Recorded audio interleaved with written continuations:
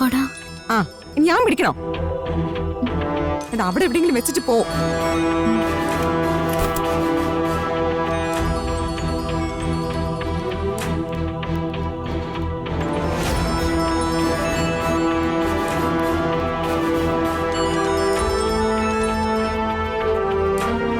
Hello. Hey Radhika, ഞാനിപ്പോ എവിടെ നിൽക്കുന്നെന്ന് അറിയോ?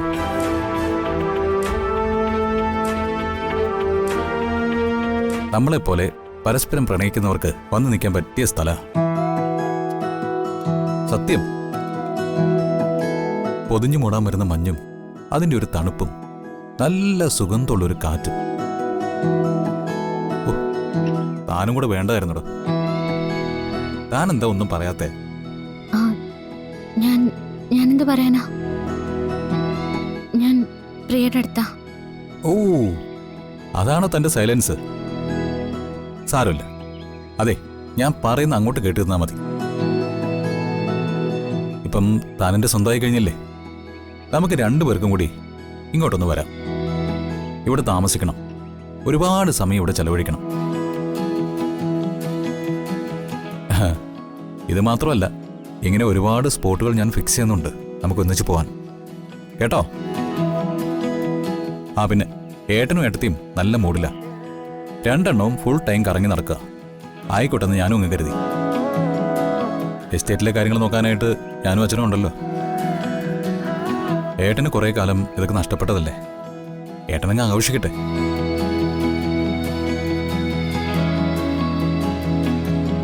ഞാൻ ഫോൺ വെക്കാണേ. ഏയ് വെക്കല്ലേ.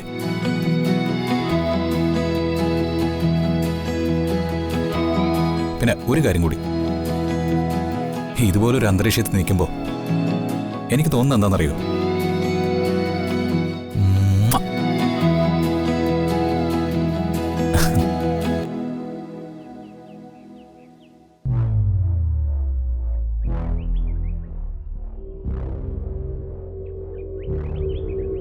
ഇനി താൻ വെച്ചോ. ബൈ.